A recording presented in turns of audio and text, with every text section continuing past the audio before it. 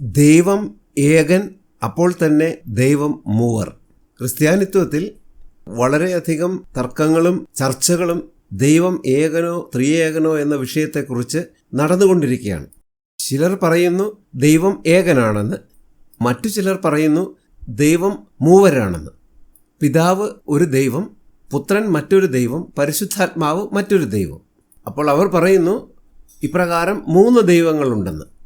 ദൈവം മൂവരുണ്ടെന്ന് പറയുമ്പോൾ തന്നെ ചിലർ പറയുന്നത് പിതാവ് ആദ്യം മുതലുള്ളവനായിരുന്നുവെന്നും അതിനുശേഷം പുത്രൻ വന്നുവെന്നും പുത്രൻ വന്നപ്പോൾ പിതാവ് അവിടെ ഇല്ലായിരുന്നുവെന്നുമാണ്.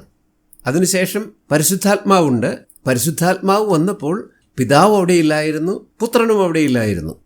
അപ്പോൾ അവർ പറയുന്നത് പിതാവും പുത്രനും പരിശുദ്ധാത്മാവും വിവിധ കാലഘട്ടങ്ങളിൽ ഉളവായിരുന്നവരാണെന്നാണ്. അപ്രകാരം ക്രിസ്ത്യാനികളിൽ തന്നെ ഈ വിഷയത്തെ സംബന്ധിച്ച് വളരെ ആശയക്കുഴപ്പങ്ങൾ നിലനിൽക്കുന്നു. ഈ സന്ദേശത്തിൽ നാം കാണുവാൻ പോകുന്നത് ദൈവം ഏകനും അപ്പോൾ ദൈവം മൂവരുമാണെന്നാണ്.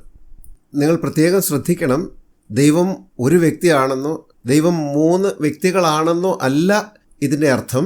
ദൈവം ഏകനും അപ്പോൾ തന്നെ ദൈവം മൂവരുമാണ്. ഈ പദപ്രയോഗം വളരെ പ്രാധാന്യം അർഹിക്കുന്ന ഒന്നാണ്. ദൈവത്തെ വിശദീകരിക്കുവാൻ നാം ആഗ്രഹിക്കുമ്പോൾ നാം 3 വ്യക്തിത്വങ്ങളെ പരാമർശിക്കുന്നു. എന്നാൽ ഇത് ശരിയായി 3 വ്യക്തിത്വങ്ങളല്ല എന്ന് നാം കാണണം. ഇത് ഒരു വ്യക്തി മാത്രമാണ്.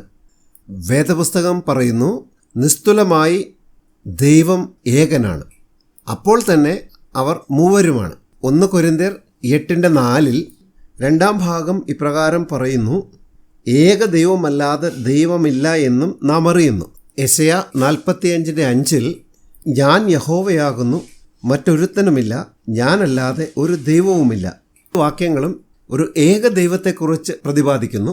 യെശയ്യാ 6:8 അനന്തരം ഞാൻ ആരെ അയക്കേണ്ടു, ആർ നമുക്ക് വേണ്ടി പോകും എന്ന് ചോദിക്കുന്ന കർത്താവിൻ്റെ ശബ്ദം കേട്ടിട്ട്. ഇവിടെ നമുക്ക് ബഹുവചനത്തിൻ്റെ ഒരു പദപ്രയോഗം കാണുവാൻ കഴിയുന്നു. മത്തായിയുടെ സുവിശേഷം 28:19 ആകയാൽ നിങ്ങൾ പുറപ്പെട്ട് പിതാവിൻ്റെയും പുത്രൻ്റെയും പരിശുദ്ധാത്മാവിൻ്റെയും നാമത്തിൽ സ്നാനം കഴിപ്പിച്ചും.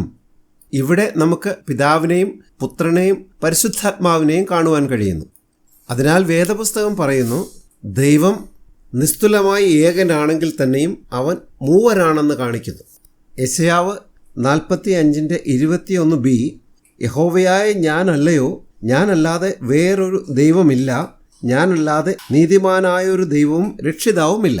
അപ്പോൾ ഇത് നമ്മെ കാണിക്കുന്നത് ദൈവം ഏകനാണെന്ന് ഇത് നമ്മെ കാണിക്കുന്നു. നിസ്തുലമായി ദൈവം ഒരുവനാണെന്നുള്ളത് നാം കാണണം. 2 കൊരിന്ത്യർ 13:14 കർത്താവായ യേശുക്രിസ്തുവിൻ്റെ കൃപയും ദൈവത്തിൻ്റെ സ്നേഹവും പരിശുദ്ധാത്മാവിൻ്റെ കൂട്ടായ്മയും നിങ്ങളെല്ലാവരോടും കൂടെ ഇരിക്കുമാറാകട്ടെ. ഇവിടെ നമുക്ക് പുത്രനായ ക്രിസ്തുവിനെയും പിതാവായ ദൈവത്തെയും പരിശുദ്ധാത്മാവിനെയും കാണുവാൻ കഴിയുന്നു. യെശയ്യാവ് 61:1 എളിയവരോട് സദ്വർത്തമാനം ഘോഷിപ്പാൻ യഹോവ എന്നെ അഭിഷേകം ചെയ്തിരിക്കൊണ്ട് യഹോവയായ കർത്താവിൻ്റെ ആത്മാവ് എൻ്റെ മേലിരിക്കുന്നു. ഇവിടെ നമുക്ക് ആത്മാവിനെ കാണുവാൻ കഴിയുന്നു, പുത്രനെ കാണുവാൻ കഴിയുന്നു, പിതാവിനെയും കാണുവാൻ കഴിയുന്നു. അപ്പോൾ ദൈവം മൂവരാണെന്നുള്ളതും ഇതുകൊണ്ട് നമുക്ക് അർത്ഥമാക്കാം. വേദപുസ്തകം പറയുന്നു ദൈവം നിസ്തുലനായി ഏകനാണെന്നും നിത്യത വരെയും അല്ലെങ്കിൽ നിത്യതയിലും അവൻ നിസ്തുലനാണെന്നും നമുക്ക് കാണുവാൻ കഴിയും. നിത്യതയിൽ അവൻ ഏകനാണ്. സങ്കീർത്തനം 92:8 നീയോ യഹോവേ എന്നേക്കും അത്യുന്നതനാകുന്നു. റോമർ 16:24 ഏകജ്ഞാനിയായ ദൈവത്തിന് യേശുക്രിസ്തു മുഖാന്തരം എന്നേക്ക് മഹത്വമുണ്ടാകുമാറാകട്ടെ. അവൻ്റെ സത്തയിൽ അവൻ ഏകനാണ്, നിസ്തുലനായ ഏക ദൈവം. യെശയ്യാവ് 45:18 ആകാശത്തെ സൃഷ്ടിച്ച യഹോവ ഇപ്രകാരം അരുളി ചെയ്യുന്നു, അവൻ തന്നെ ദൈവം. പുറപ്പാട് 3:14 അതിന് ദൈവം മോശയോട് ഞാൻ ആകുന്നവൻ ഞാനാകുന്നു. ദൈവം മോശയോട് പറയുന്നതിൽ നിന്ന് ഞാൻ എന്ന് പറയുന്ന പദത്തിനർത്ഥം ഞാൻ മാത്രം, ഞാൻ ആകുന്നവൻ ഞാനാകുന്നു. യെശയ്യാവ് 44:6b യഹോവ ഇപ്രകാരം അരുളി ചെയ്യുന്നു, ഞാൻ ആദ്യനും അന്ത്യനും ആകുന്നു, ഞാനല്ലാതെ ഒരു ദൈവവുമില്ല. ദൈവം തൻ്റെ വ്യവസ്ഥ നിറവേറ്റുവാൻ തക്കവണ്ണം അവൻ മൂവരായിരിക്കുന്നു.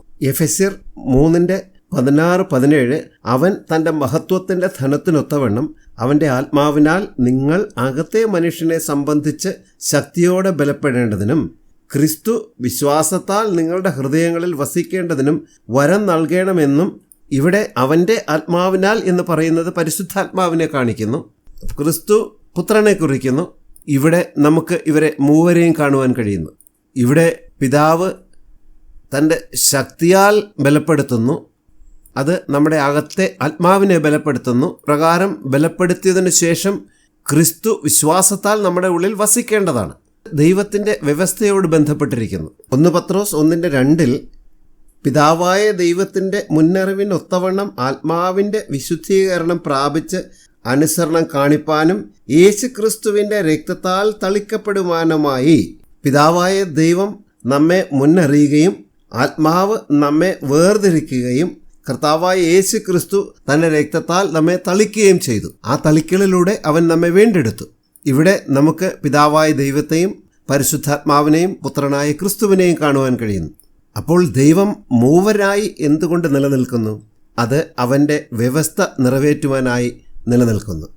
ദൈവം പിതാവും പുത്രനും പരിശുദ്ധാത്മാവുമാകുന്നു. മത്തായിയുടെ സുവിശേഷം 28:19 നമുക്ക് കാണാം. യോഹന്നാൻ 15:16 ഇത് നമുക്ക് കാണുവാൻ കഴിയുന്നു. മത്തായിയുടെ സുവിശേഷം 27:19 നമുക്ക് കാണാം. ആകയാൽ നിങ്ങൾ പുറപ്പെട്ട് പിതാവിൻ്റെയും പുത്രൻ്റെയും പരിശുദ്ധാത്മാവിൻ്റെയും നാമത്തിൽ സ്നാനം കഴിപ്പിച്ചു. യോഹന്നാൻ 16:15 പിതാവിനുള്ളതൊക്കെയും എനിക്കുള്ളത്, അതുകൊണ്ടത്രേ അവൻ എനിക്കുള്ളതെടുത്ത് നിങ്ങൾക്ക് അറിയിച്ചു തരുമെന്നവൻ പറഞ്ഞത്.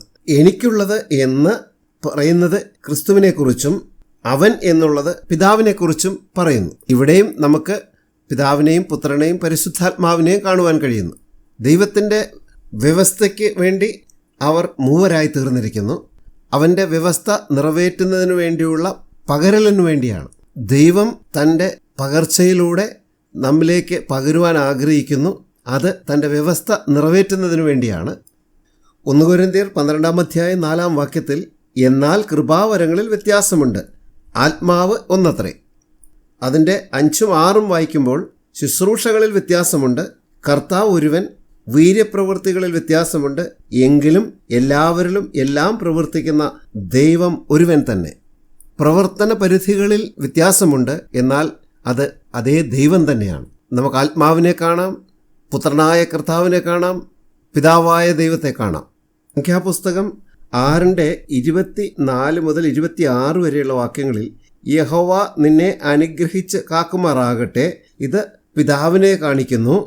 25 യഹോവ തിരുമുഖം നിന്റെ മേൽ പ്രകാശിപ്പിച്ച് നിന്നോട് കൃപയുള്ളവനാകട്ടെ, ഇത് പുത്രനെ കാണിക്കുന്നു. 26 യഹോവ തിരുമുഖം നിന്റെ മേൽ ഉയർത്തി നിനക്ക് സമാധാനം നൽകുമാറാകട്ടെ, ഇത് ആത്മാവിനെ കാണിക്കുന്നു. പിതാവും പുത്രനും പരിശുദ്ധാത്മാവും നിത്യത മുതൽ നിത്യത വരെയും അവരൊന്നാകുന്നു. വെളിപ്പാട് 1:8 ഞാൻ അൽഫയും ഒമേഗയും ആകുന്നുവെന്ന് ഇരിക്കുന്നവനും ഇരുന്നവനും വരുന്നവനുമായി സർവശക്തിയുള്ള ദൈവമായ കർത്താവ് അരുളി ചെയ്യുന്നു. അവൻ ഇപ്പോൾ ഉള്ളവനാകുന്നു, അവൻ പണ്ടേ ഉണ്ടായിരുന്നു, ഇനിയും അവൻ വരുവാനുള്ളവനുമാകുന്നു.